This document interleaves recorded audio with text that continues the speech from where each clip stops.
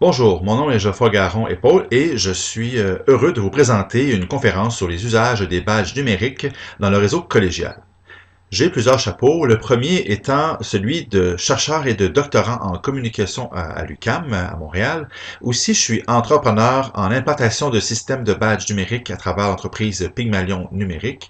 Et je suis aussi administrateur et vice-président de l'organisme Communautique, qui est un hub en innovation ouverte qui gère un Living Lab et un Fab Lab.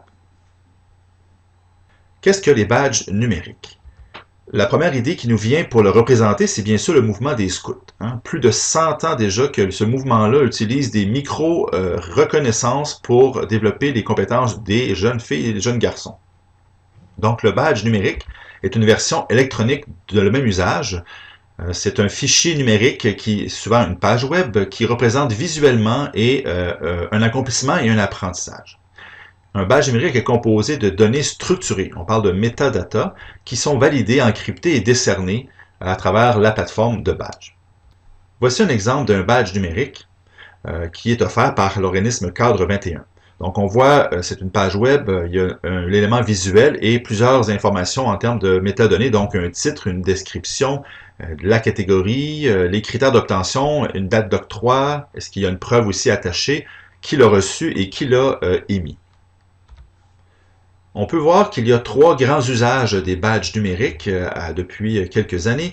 Donc, le premier usage est la motivation. Le badge permet vraiment d'accompagner l'apprenant dans son parcours, de le valoriser dans sa progression, dans ses activités d'apprentissage. On peut aussi l'utiliser au niveau de la reconnaissance. Donc, on peut soutenir et reconnaître l'effort pour accomplir des tâches, mais aussi reconnaître l'expérience qui a été développée ou tout simplement aussi reconnaître des éléments qui sont non formels, par exemple du bénévolat ou de l'implication sociale.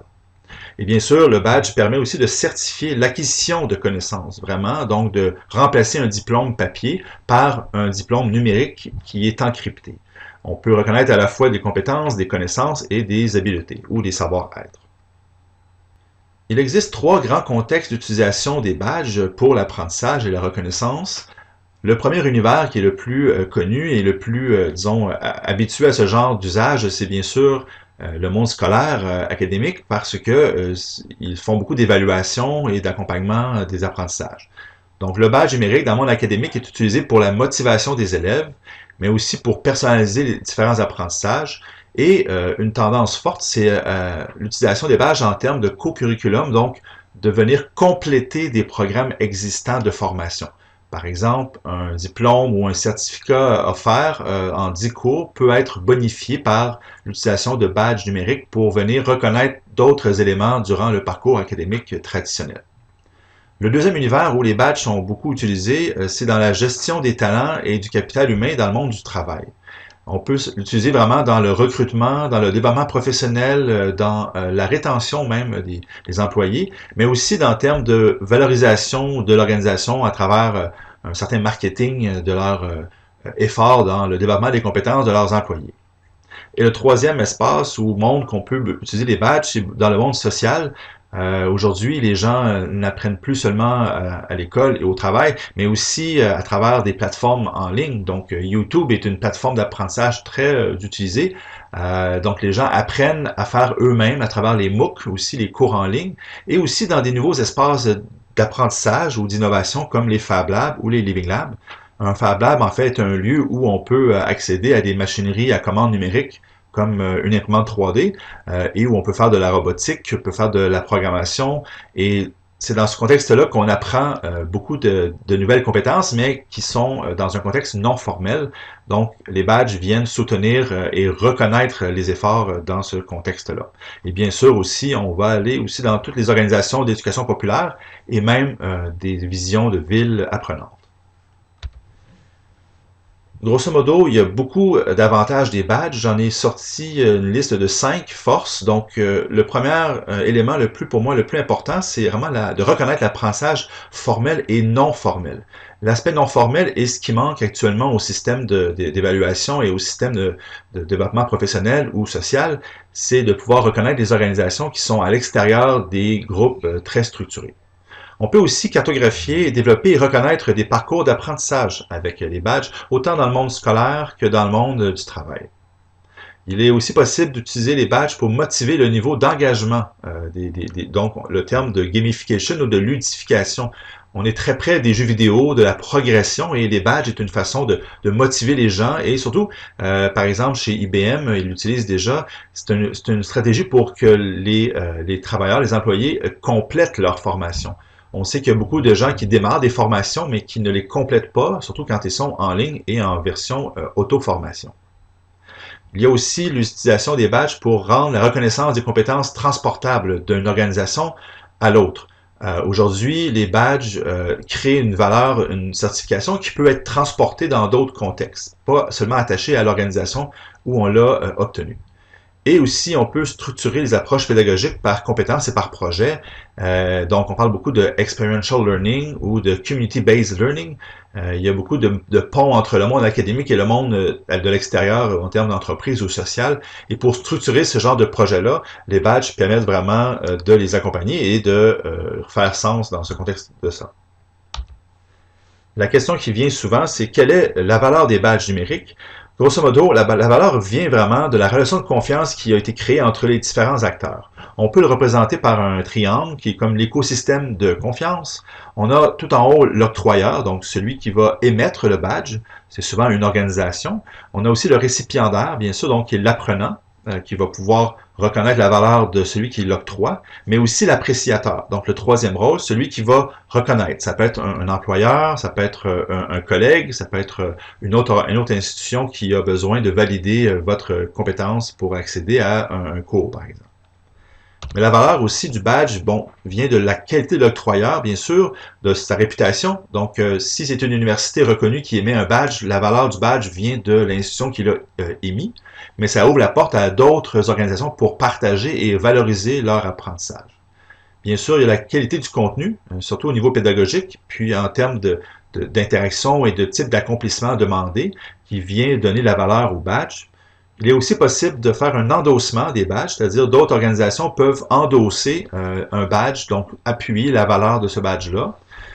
Il y a aussi le positionnement du badge dans son écosystème, donc dans quel programme est-il intégré, dans quel parcours, à quelle étape, quel niveau a-t-il.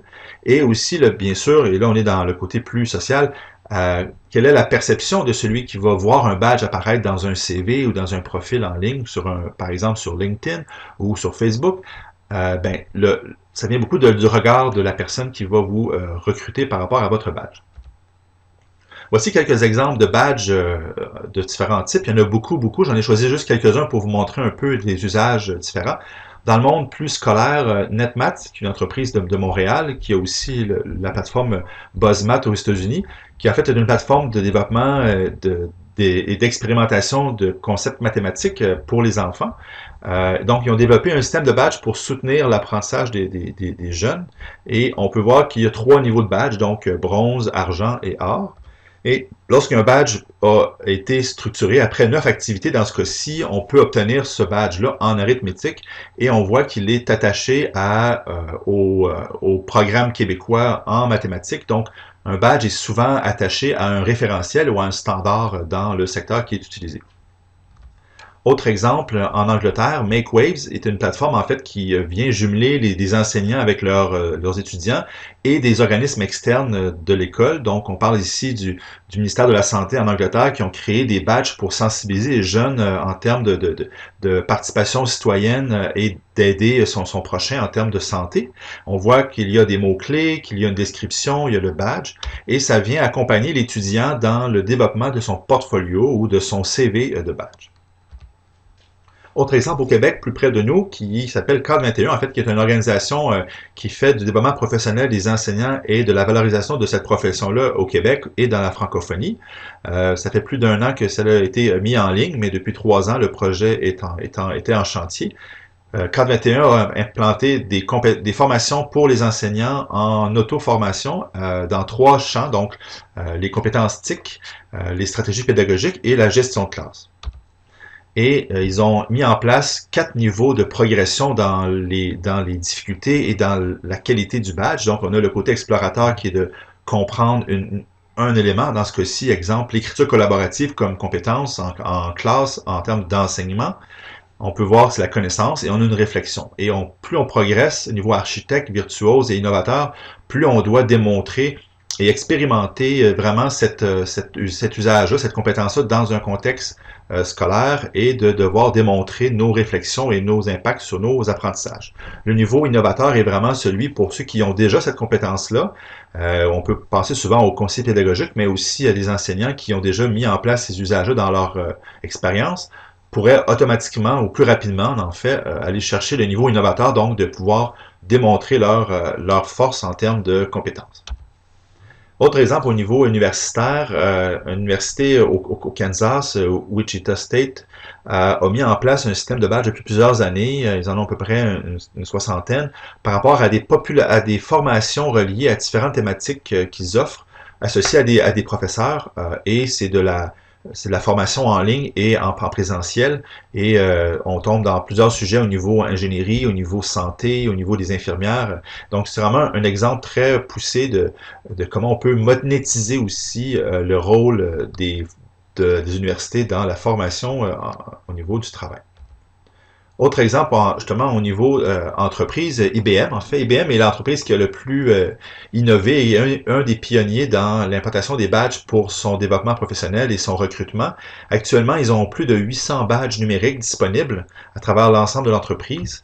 Il y a un an, il y en avait 300, donc on a vraiment une progression marquée. Ils ont mis en place 5 niveaux de badges, donc pour pouvoir représenter autant des produits que des compétences techniques, que des bons coups ou que des expertises.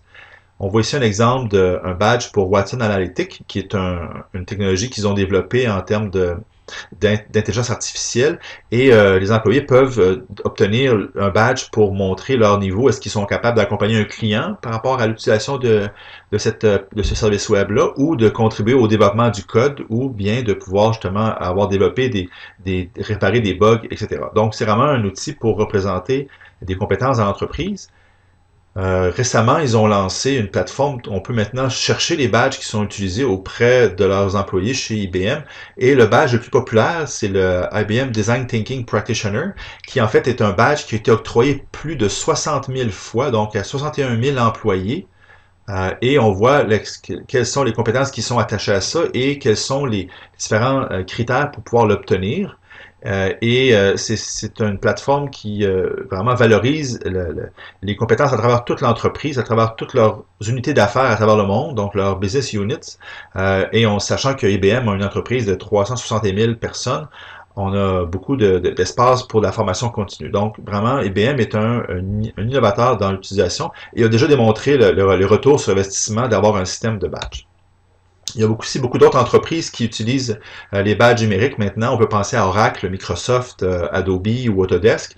On voit bien que c'est des plateformes et des entreprises qui sont dans le monde des technologies de l'information, mais il y a beaucoup d'autres exemples d'entreprises qui commencent à l'utiliser pour justement suivre adéquatement le développement professionnel de leurs enseignants et de leurs employés dans ce cas-ci.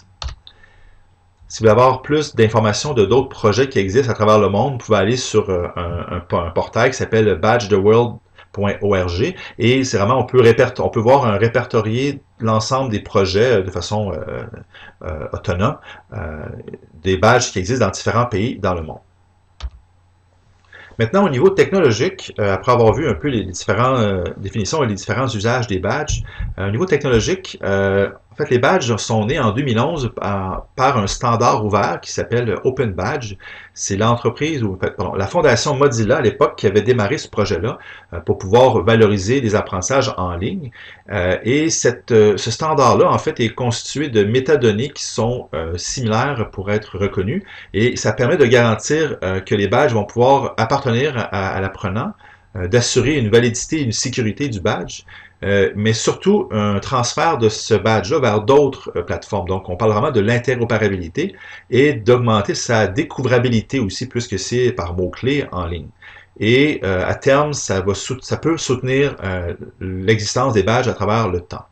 Vous pouvez aller voir les spécifications du standard Open Badge sur l'adresse openbadgespec.org. Depuis 2017, depuis janvier dernier, c'est maintenant l'organisme IMS Global, qui est un consortium américain qui gère des standards, qui reprend le standard d'OpenBadge tout en conservant la collaboration de Mozilla et du partenaire LRNG. Au niveau technologique, il y a deux formats de badge. Il y a le format gravé, donc on peut avoir un badge qui est attaché à une image. Souvent, c'est un PNG, donc une image en format PNG, où on peut attacher des métadonnées directement sur le fichier image. On parle de gravé ou de sign, mais la grande tendance, c'est plus d'aller vers des badges qui sont hébergés, donc sur une page web externe que le grand usage envoie sur un serveur externe. Le seul risque de ça, c'est que si le serveur n'est plus disponible, le badge disparaît en tant que tel, mais il y a beaucoup de travaux pour réussir à pérenniser les badges et les plateformes. Mais je vous rassure, le monde du web aujourd'hui se fait sur des serveurs, donc on est vraiment dans le même univers. Le côté gravé a l'avantage d'une pérennité, mais on ne peut plus transformer facilement le badge puisque c'est un objet qui est hors ligne dans ce cas-ci. Lorsqu'on met en place une plateforme de badge numérique, il y a deux grands volets. Il y a le volet administratif, donc il y a le tableau de bord dans un système de badge qui permet à la fois de créer le badge, de l'octroyer, d'en faire une gestion et de le valoriser dans votre organisation et à l'extérieur. Mais aussi le volet utilisateur, on parle du portfolio, qui permet justement que l'apprenant puisse récolter, gérer, classer ses badges, les rendre publics ou privés, et surtout de les partager bien sûr sur le web à travers les médias sociaux ou des sites web comme tel.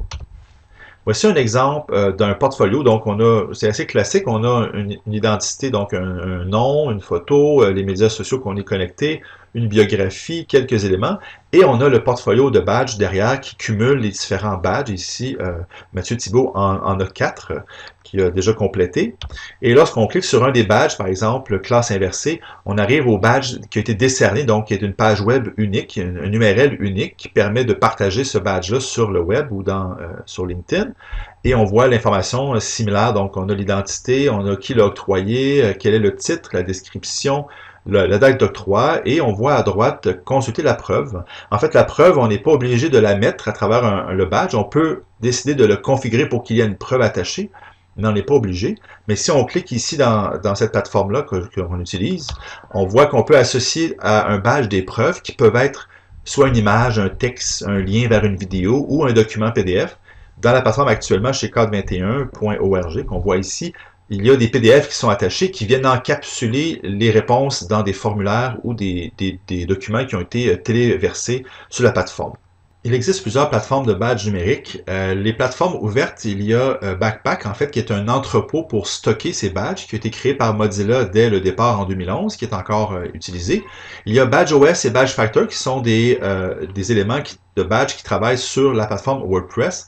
On a aussi Badger, qui est un projet open source qui est en très grande croissance, qui permet de faciliter le pont vers plusieurs plateformes. On a aussi quelques plateformes payantes, dont Acclaim, désolé pour la faute ici, donc Acclaim avec un L aussi, ça permet vraiment, la plateforme est la plus utilisée avec les entreprises existantes comme IBM, Microsoft et Adobe. C'est une plateforme américaine. Il y a Badgecraft en Europe, Badgelist aux États-Unis. Il y a Credly aussi, qui est une plateforme aux États-Unis, qui elle aussi est vraiment pionnière dans cette approche des badges, qui est très facile d'accès, mais qui a certains usages payants. Et Open Badge Factory et Passport, qui sont de la Finlande, donc basés beaucoup plus sur les portfolios. Il y a aussi les plateformes éducatives qui existent, donc on peut connecter des badges à travers les plateformes comme Canva, edX, Moodle, ou bien Totara, qui est une version de Moodle pour l'entreprise.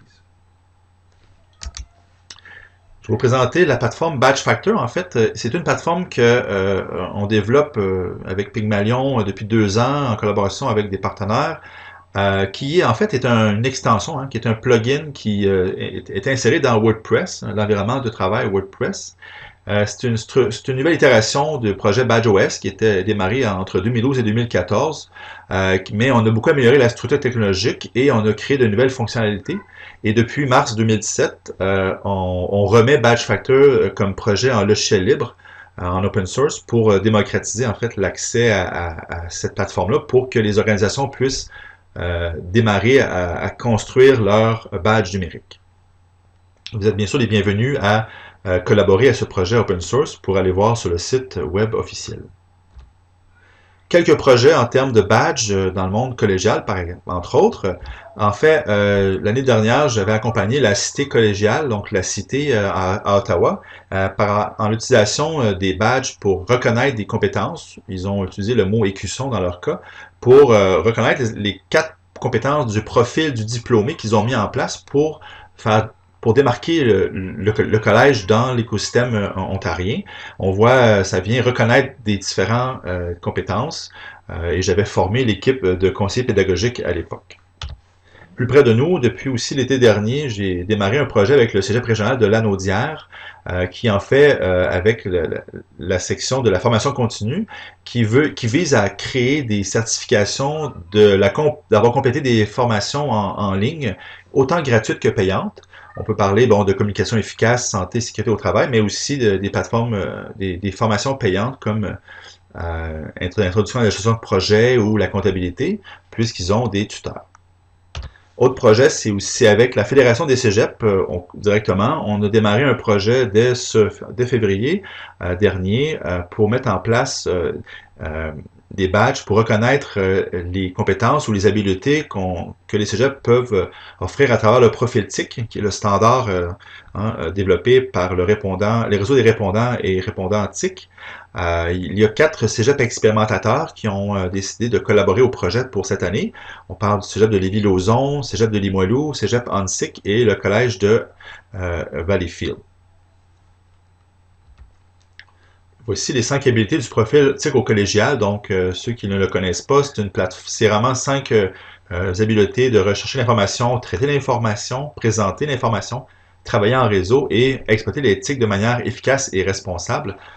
C'est une façon d'aller dans chaque cégep, on va aller au collège, on va aller chercher des enseignants et des programmes pour expérimenter et prototyper l'utilisation des badges pour reconnaître certaines de ces compétences-là à travers les activités pour les jeunes, donc dans les programmes généraux dans ce cas-ci. Maintenant, qu'est-ce que le futur nous réserve au niveau des badges numériques? Alors, grosso modo, on parle vraiment d'une progression qui est en croissance importante à travers plusieurs projets.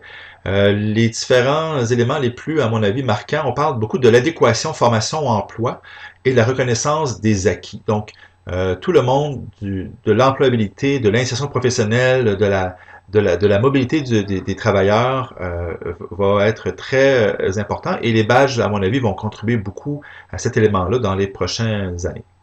Aussi, je crois qu'on parle beaucoup de l'intégration verticale dans le monde académique, c'est-à-dire que il y aurait des passages entre les différents niveaux scolaires, du primaire, secondaire, collégial, université, à travers des ponts entre ces structures-là et ces programmes-là. Et les badges numériques permettraient de soutenir et de structurer ce passage en termes de parcours. Il y a aussi une grande tendance à la formation à distance à travers le monde. IBM a lancé une stratégie pour doter l'Afrique de plateformes de formation à distance sur des téléphones intelligents. Ils veulent former plus de 25 millions d'Africains avec des formations en ligne, avec beaucoup de côtés, beaucoup de projets de formation avec la vidéo, avec de l'expérimentation, avec des prototypes. Et ils vont utiliser leur système de badge qu'ils ont mis pour leur propre entreprise dans cette plateforme-là. Donc, c'est vraiment un projet qui a été annoncé il y a quelques semaines et qui est très porteur. Je crois aussi beaucoup aux nouveaux écosystèmes d'apprentissage. En fait, les badges permettent de soutenir le maillage entre le monde académique, le monde du travail et le monde de la communauté ou du social. Et je crois que ces nouveaux écosystèmes-là qui se structurent, donc autour des universités, des collèges, des cégeps et des écoles secondaires dans plusieurs villes au Québec, par exemple, les badges permettent d'avoir une réflexion stratégique pour mettre en place ce genre de connexion. Et un dernier élément qui est plus au niveau technologique, on parle, oui, bien sûr, du standard Open Badge, mais actuellement, il y a une tendance pour les prochaines années à aller vers un standard aussi pour le Open Pathway, donc des parcours d'apprentissage qui soient ouverts, standardisés, pour pouvoir connecter justement, lorsqu'il y aura beaucoup de badges dans l'écosystème ou sur le web, de pouvoir aller les faire se connecter, de pouvoir agrémenter ou connecter ou agréger plusieurs badges de différentes sources pour offrir un profil de compétences, par exemple. Parce que la grande tendance, c'est on passe beaucoup des profils de métier à des profils de compétences. Et dans ce cas-ci, les compétences deviennent interopérables et on peut les utiliser dans d'autres contextes. Si vous désirez plus d'informations sur les badges et ce monde incroyable d'innovation et qui bouge à travers le monde, vous pouvez aller voir ce hub d'informations sur les badges numériques qui est sur badgenumérique.com, qui est lancé depuis quelques jours. C'est un portail qui permet vraiment d'avoir une veille et des ressources pour découvrir l'univers des badges numériques. Vous pouvez bien sûr répondre et partager les messages les articles qui sont sur ce site-là. Si vous avez des questions, bien sûr, vous pouvez me contacter. J'ai ici mes informations. Je mettrai aussi le lien vers le PowerPoint avec les liens cliquables à travers la plateforme du colloque. Et donc, merci bien et à bientôt.